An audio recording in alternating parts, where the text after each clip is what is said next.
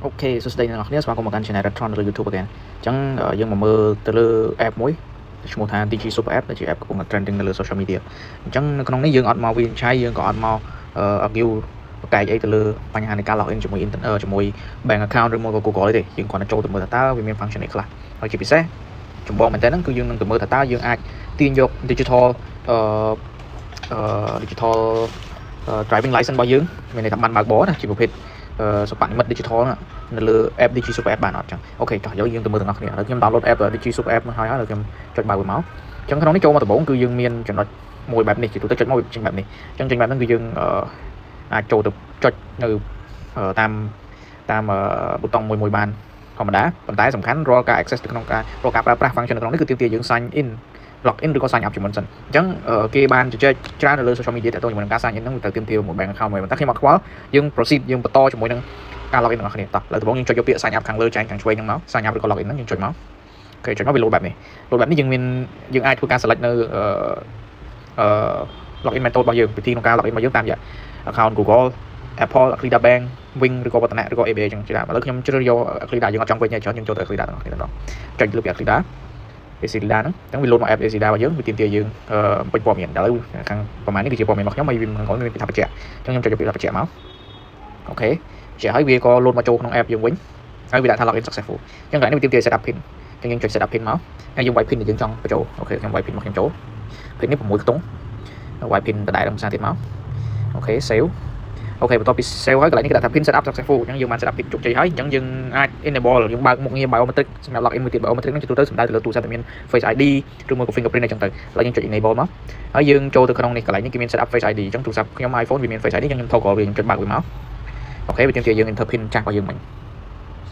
អូខេខ្ញុំវាយហើយឥឡូវចូលហើយណា face ID ត្រូវបានបើកហើយអញ្ចឹងយើងចូលមកមើលយើងត្រឡប់មកក្រោយមកយើងចូលមកមើលចូលឲ្យ home អូខេអញ្ចឹងនេះវាមាន function មួយចំនួនប៉ុន្តែខ្ញុំអត់ចង់ទៅមើល function ទាំងអស់ទេវាអាចនឹងប្រើពេលយូរអញ្ចឹងយើងមកបណ្ឌិតមើលនៅការទាញយកបានបើកបរសុបនិមិត្តមកដាក់លើទូរស័ព្ទអញ្ចឹងយើងចូលទៅក្នុងកន្លែង personal wallet ខាងក្រោមហ្នឹងគេមានដាក់ personal wallet ចុចមកអូខេអញ្ចឹងយើងឃើញមានគេដាក់ថា digital driver license ហើយគេដាក់ថា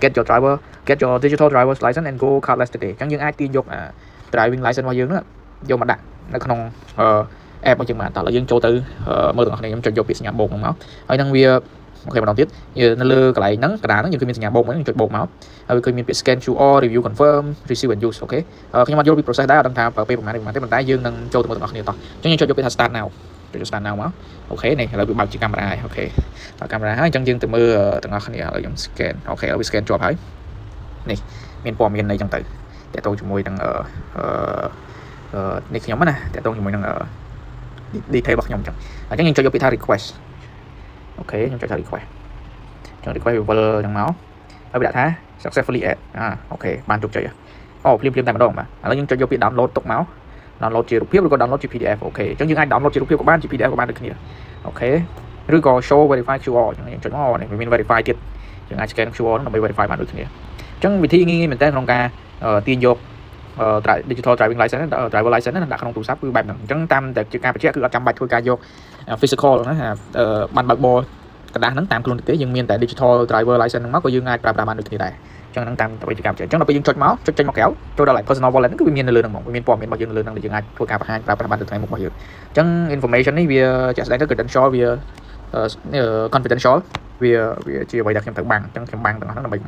ការពារសុវត្ថិភាពរបស់ខ្ញុំដែរទៅលើ privacy របស់ខ្ញុំអញ្ចឹងវិធីនេះងាយហើយសង្ឃឹមថាបងប្អូនទាំងអស់គ្នាចេះក្នុងការប្រើប្រាស់ទាញយកនៅបានបើកបរបានមកដាក់នៅលើទូរស័ព្ទក្នុងការប្រើប្រាស់ដូចនេះអញ្ចឹងយើងអត់ភ័យទេយើងចុះខេតទៅណាមកណាអី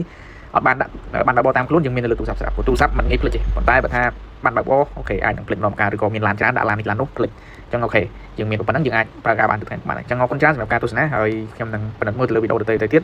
មើល content ទៅទៀតក្នុងការធ្វើជាវីដេអូឲ្យជូនបងប្អូនទាំងអស់គ្នាផងដែរបាទអរគុណច្រើនជំរាបលា